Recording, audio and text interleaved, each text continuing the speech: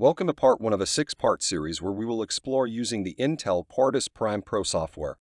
In part 1 of this series, I will introduce the GUI and talk briefly about the place and route engine called the Flier. Let's start with the GUI. When you first start the software after installation, you'll be greeted with the main window interface and the home screen. This screen will help you get right into working with the Intel Quartus Prime software. You can start a new project, open an existing or recently opened project, or visit useful pages on the Intel FPGA website. The linked pages include the training website, where you can register for more free online trainings like this one, and the notification center, where you can keep track of your design compilations. If you no longer want to see this screen when starting the software, you can turn it off with the setting available in the Options dialog box found in the Tools menu. The Project Navigator panel is where you will find information about your project. The default Project Navigator tab is brought forward is the Hierarchy tab, which lists your design hierarchical. Other tabs in this panel are the Files, Design Units, and IP Components. These tabs each give you a different perspective about your design, as it exists in the Intel Quartus software. The Tasks window panel has various commonly used tasks that are easily accessible. The Messages window shows the processing tasks as they are completed in Quartus. The IP catalog allows you to browse and instantiate IP that is available in the IP base suite that comes with a licensed version of Intel Quartus Pro software. And finally, the Main Tool View window is where you can access the compilation dashboard to execute the stages of the fitting process. And the Main Tool View window is the primary area where the built-in text editor is used. The text editor has all the standard features that you would expect from your basic text editor, such as keyword recognition, block commenting, collapsing blocks of code, and so forth. At the top of the Intel Quartus Prime software main window, you'll find menus and toolbar buttons that help you perform actions in the software quickly and easily. The menus in the Intel Quartus Prime software are dynamic, changing depending on which tool and software you are using. Most actions found in the menus can also be executed from the right-click menus of different items in the interface. Feel free to right-click objects throughout the interface to see what options are available. In fact, if you right-click the toolbar or any window title bar and select the Large Icons option, you'll have a better view of all the toolbar options. The main toolbar buttons provide shortcuts to common actions and tools. The standard file control buttons let you create new files, open existing files, and save files that are not automatically saved. Other buttons in the toolbar open tools such as the Pin Planner, which makes it easy to create I/O-related assignments with a graphical representation of the target FPGA device. The Chip Planner lets you view device resources used by your design and make low-level architectural changes. The Timing Analyzer is a path-based timing analysis engine that makes it easy to set up timing constraints to guide the placement and routing of your design to meet timing requirements. Other controls in the toolbar let you start a full compilation of your design or just synthesize it. You can also open the compilation report to review the results of compilation, use the programmer to send your design to a device, or use Platform Designer to build a complete system design. The Interface Planner is a Pro Edition tool for assigning design elements to legal device resource locations, and the IP Catalog simplifies the process of adding IP cores to a design. Use the Customize command in the Tools menu to add, change, or remove buttons from the toolbar, or to revert the toolbar back to its original configuration. The Settings button brings up a GUI that allows you to make changes to how your Quartus looks for your project in addition to modifying settings for the Flier and the Synthesis tool.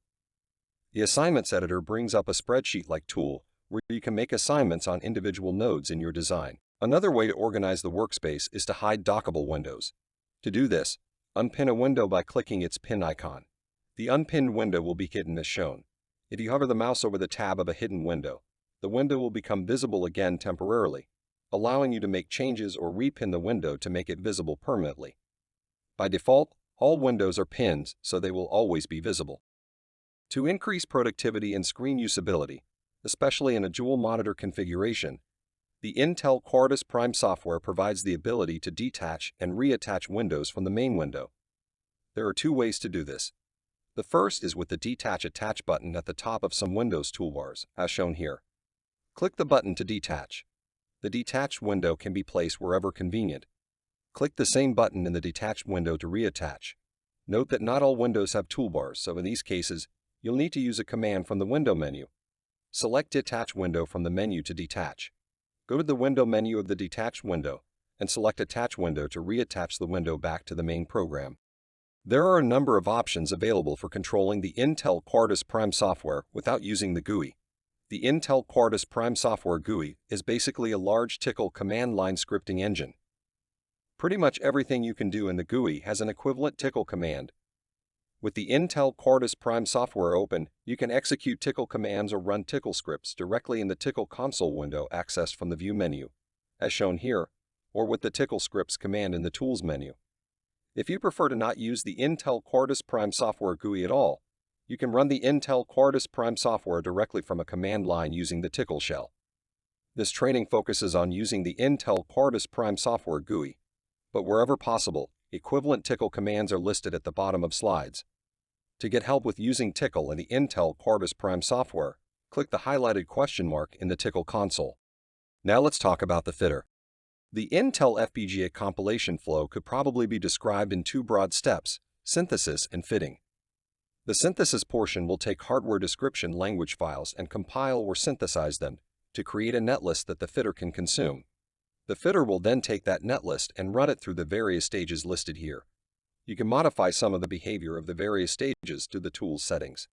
So what is synthesis and what does it do? Synthesis is the process of translating a design's source files into an atom netlist. An atom netlist is a database of the atoms or primitives selected by the synthesis process used to implement the design. An atom refers to the most basic hardware resource available in the FPGA device and are sometimes referred to as primitives.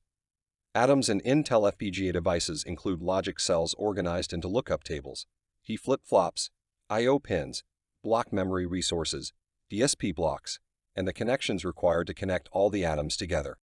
Once the design is synthesized, the fitter runs. The fitter is an advanced place and route engine that selects physical device resource locations for all the synthesized design primitives and connects them together using routing wires.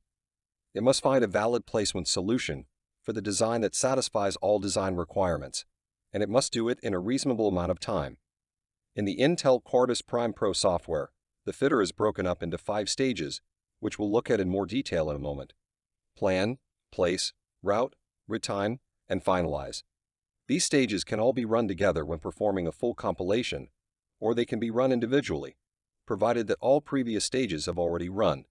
The completion of any one of these stages is referred to as a checkpoint. Each stage produces a database of compilation information for that checkpoint referred to as a snapshot. Timing analysis can be performed at any checkpoint. By breaking up the fitter into multiple stages, the design can be optimized at any checkpoint, improving the final results. This also saves compile time, since you only need to run stages that are affected by the optimizations you perform, avoiding the running of lengthy stages, such as the place stage. Here are 3 of the 5 stages of the fitter. In the plan stage, periphery placement and routing are performed, so any I/O planning requirements, including the placement of high-speed serial interfaces, are known early in the compilation process. Global clock resource usage and other fast signal floor planning is also selected in this stage. The second stage is place.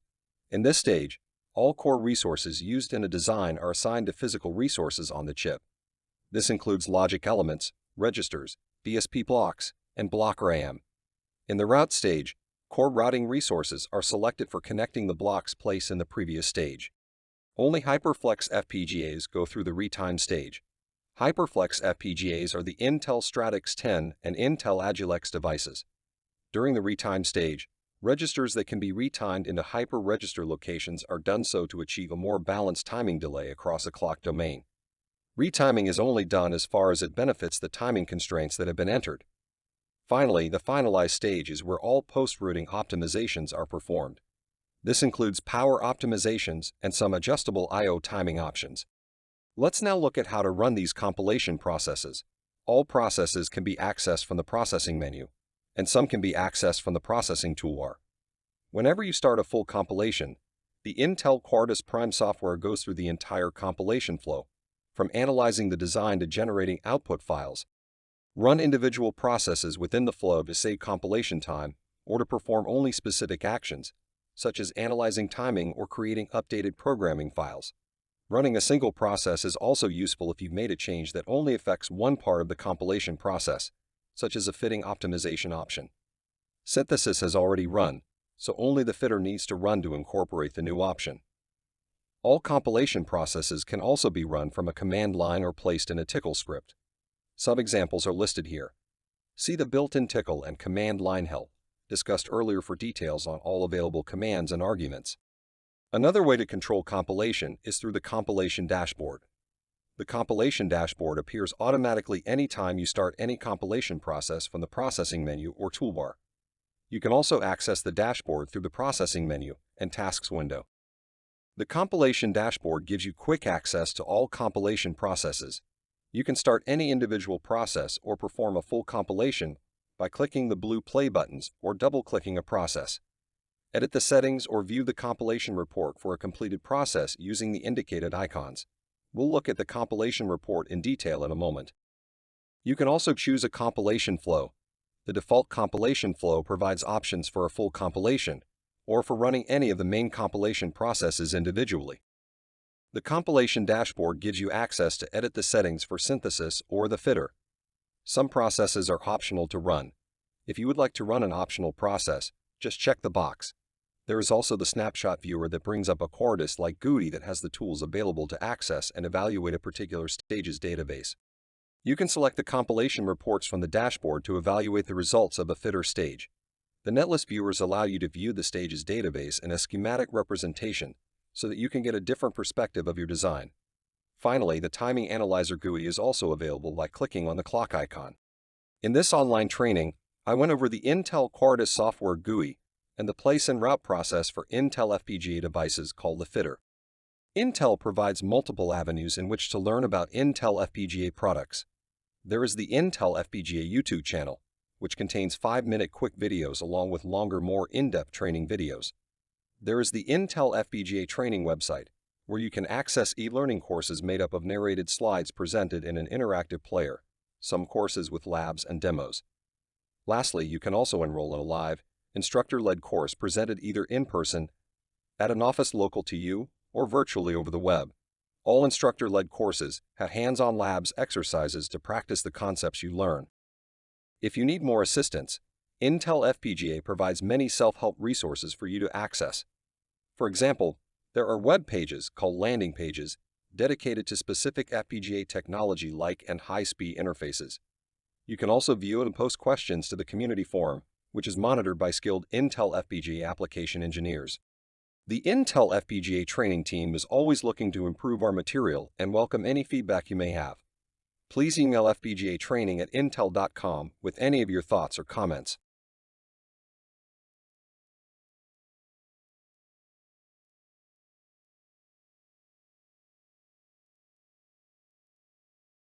Thank you for listening to part 1 of the series, Intel Quartus Software GUI Introduction.